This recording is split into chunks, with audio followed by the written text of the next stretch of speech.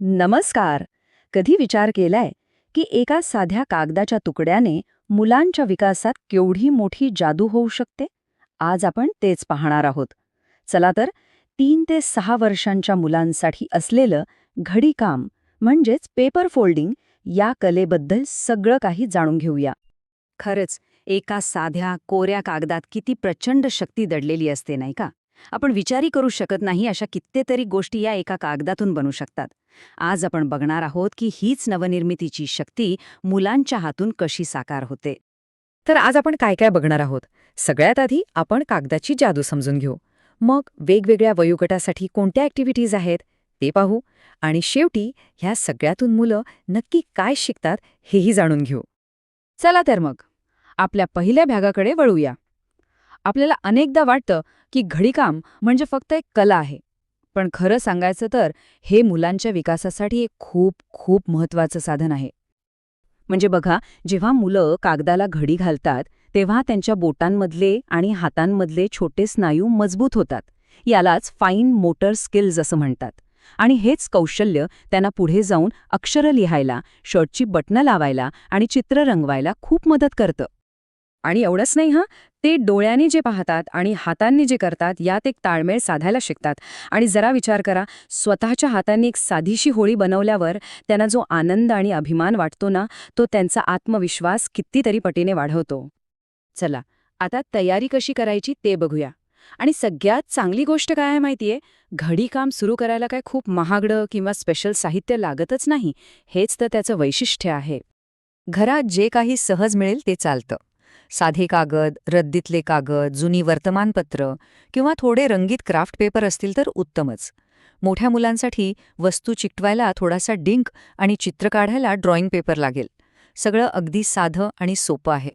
Okay, चला आता प्रत्येक वयोगटानुसार काय ॲक्टिव्हिटी करायची ते पाहू.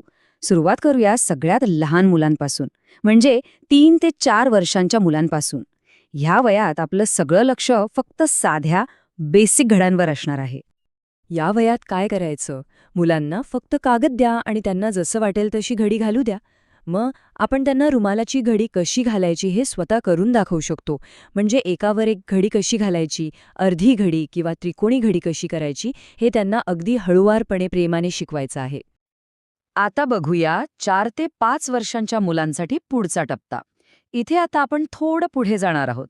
म्हणजे साध्या घड्या एकत्र करून एखादा ओळखीचा आकार कसा बनवायचा हे शिकणार आहोत.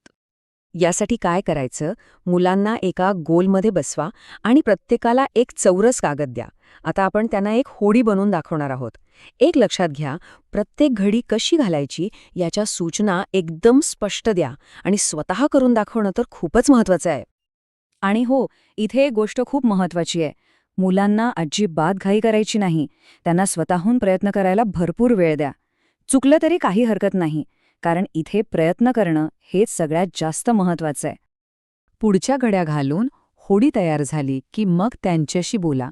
त्यांना विचारा, अरे वाह, हे काय बनलंय? कशासारखं दिसतंय हे? होडी वाटते का टोपी? अशा गप्पांमधून त्यांची कल्पनाशक्ती आणि निरीक्षण करण्याची सवय दोन्ही वाढतं. आता वळूया 5 ते 6 वर्षांच्या मुलांकडे. इथली ॲक्टिव्हिटी तर आणखी मजेशीर आहे. ही ॲक्टिव्हिटी घडीकामाला एका मोठ्या आर्ट प्रोजेक्टशी जोडते. इथे त्यांच्या कल्पनाशक्तीला तर अजूनच पंख फुटतात. इथे आपण काय करू शकतो? एका मोठ्या कागदावर एक साधंसं निसर्गचित्र काढायचं. समजा एक तळं किंवा बाग. मग मुलांना सांगायचं की या चित्रात काय काय असू शकतं, जसं की होडी, फुलपाखरू, मासा, आणि हे सगळं घडीकामाने बनवायचं. आणि मग त्यांनी बनवलेल्या या सगळ्या गोष्टी त्या चित्रात योग्य जागी चिकटवायच्या. म्हणजे होडी तळ्यात, फुलपाखरू बागेत. किती मस्त कल्पना आहे, नाही का? तर मग या सगळ्या ॲक्टिव्हिटीजमधून मुलं नक्की काय शिकतात? आणि या कलेमध्ये आपण अजून काय काय करू शकतो? चला, थोडक्यात बघूया.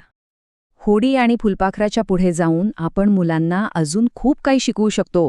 जसं की कपाटाची घडी, शिडाची होडी, एक छोटंसं घर किंवा कपबशी, असे अनेक सोपे आणि इंटरेस्टिंग आकार आहेत. यामुळे काय होतं, त्यांची या कलेमधली आवड टिकून राहते. आणि हे लक्षात घ्या, हे फक्त खेळ किंवा टाइमपास नाहीये. तुम्ही या तक्त्यात बघू शकता, या सगळ्या ॲक्टिव्हिटीज थेट मुलांच्या विकासाच्या महत्त्वाच्या टप्प्यांशी जोडलेल्या आहेत.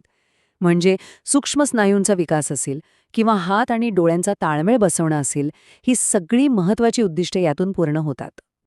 थोडक्यात सांगायचं झालं तर या साध्या सोप्या घडीकामातून मुलांची एकाग्रता वाढते, त्यांची काहीतरी नवीन बनवण्याची क्षमता वाढते आणि सगळ्यात महत्त्वाचं, त्यांच्या बोटांच्या हालचालींवर त्यांचं नियंत्रण खूप सुधारतं.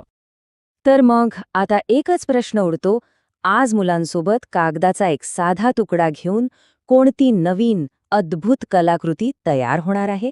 सुरुवात करायला यापेक्षा चांगली वेळ असूच शकत नाही, नाही का?